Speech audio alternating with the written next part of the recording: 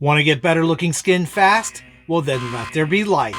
Red light, that is. Welcome back, everybody. Today we're going to be talking about what is red light therapy, how does it work, how can you use it, what kind of benefits can you get, and is it legit? So this is like a detailed beginner's guide for red light therapy, but even if you've been using red light therapy for a while, a lot of folks don't know the exact mechanisms of how it works and how to best apply it to their skin, which is what we talk about here on this channel. Now, if you're new to my channel and not familiar with who I am, I'm Chris Gibson, a skincare expert. I've been doing this stuff for 36 years, helping people find skincare that will work for them, not into their wallet, and not do them more harm than good. And red light therapy is one of those therapies that can get a little pricey, especially with the in-home devices. And for those of you who follow me and have been following me for a while know that I am a huge proponent of red light therapy, especially when it comes to anti-aging and your skin's health. Now, I myself have been incorporating red light therapy in my own skin and health routines for about 3 years. So I have definitely been able to measure my own personal results. And I have reviewed some of the most popular red light therapy devices here on the channel,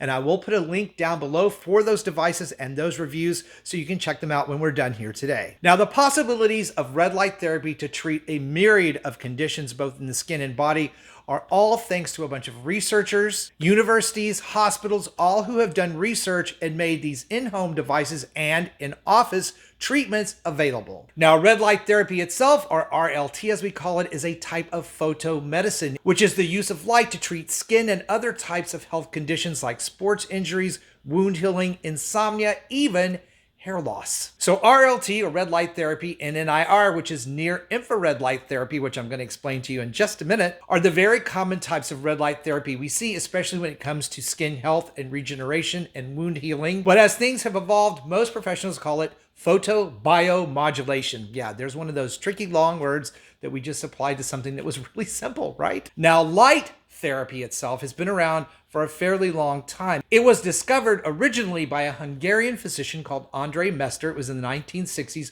where he was applying red light lasers to rats and noticed that it improved wound healing and even hair growth way back then. But in the immediate decades just past that, most of the time, red light therapy, any type of light therapy, was kind of thought of as bogus, especially by physicians. But as we moved into the 1980s, 90s, and onward, it began to become apparent that red light therapy, specifically near infrared light therapy, which actually warms the skin cells, could make a big difference in the healing process, especially in the sports industry with sports injuries. So it really began to gain credibility in that particular profession. However, as time has moved on and things have evolved, more and more studies have come out proving the efficacy of red light therapies, especially in things like healing acne and stopping breakouts. Insomnia is one of the areas in which red light therapy is very helpful. Hair loss has been the big one of late that we've heard so much about, all these helmets. In fact, I have one here that I just reviewed on the channel not too long ago. That's the iRestore helmet. And of course, what we're concerned with on this channel, overall skin health and regeneration of collagen,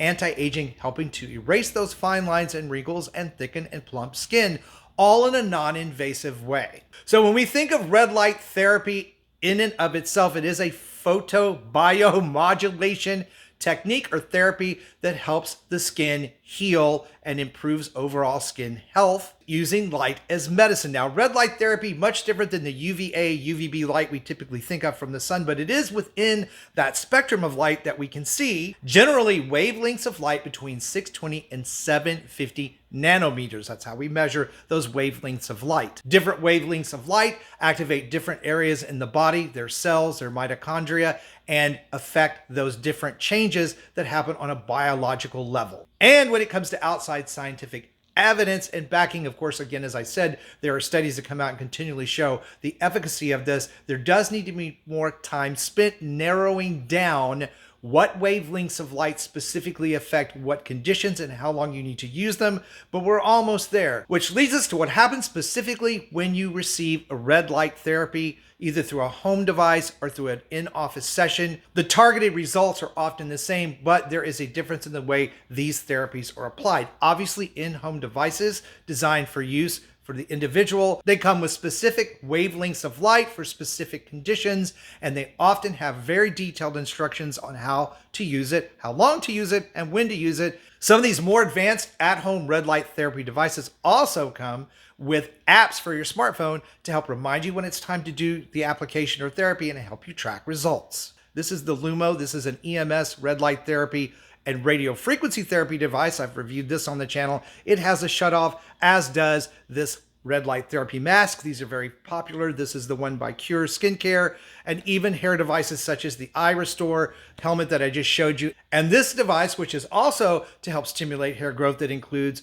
electromagnetic frequency or EMS along with red light therapy. And this is the Laduora Duo that I just reviewed on the channel. So I wasn't kidding when I told you guys that, yeah, I review a lot of red light therapy devices. I have a lot more coming. So if you haven't subscribed, this is a really good time to do so you don't miss out on those reviews. Now, if you go in for a professional treatment, there are a lot of different ways they do this. There are devices similar to the at-home devices that they can use to help you get the treatment, or there are also, they look like tanning beds, but they're red light therapy beds with both specific red or blue light therapy lights and that near infrared therapy light, which appears red, but the human eye isn't able to see the near infrared red light therapy. That's the one that goes the deepest, warms the cells, turns on the little engines we call mitochondria, and speeds up that collagen production, helping to thicken and plump out your skin. It helps your skin remember how to manage melanin production, even oil production, and it reduces the amount of bacteria on the skin, helping to eliminate acne breakouts. So red light therapy has come a really long way. And the most fascinating part to me about red light therapy is actually how it works, because these photons are particles of light when they are placed near the skin, enter the tissues and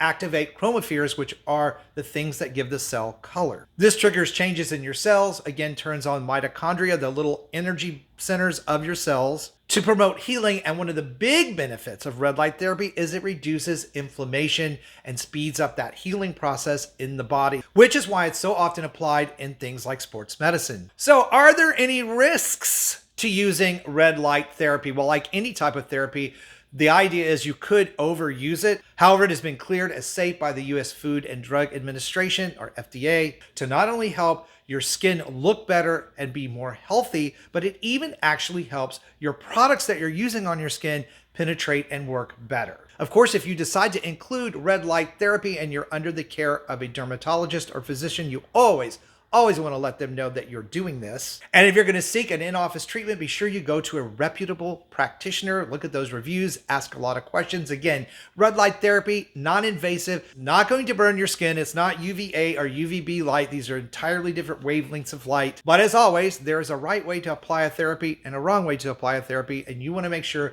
that you get the best benefits out of this. Now, as for my own experience using red light therapy devices in the home, and I have them all, everything from the helmet that I showed you to red light panels that I use myself, and looking at videos and pictures of my skin prior to including red light therapy, I can see and feel a noticeable difference in the firmness, thickness of my skin, and that's all over because I use red light panels for the body as well. It's even helped me improve my sleep numbers. So I sleep better having included red light therapy. And how do I know that? Because I track everything on my Fitbit and have for about 6 years. So there's a very viable, measurable difference for me. And as in anything, everything works a little bit different for everybody. So should you decide to use red light therapy of any kind, please come back to the video and let us know how it worked for you. I hope you found this very general, basic 101 red light therapy beginner's guide helpful in showing you the benefits of red light therapy and really how to go about deciding which one might be better for you.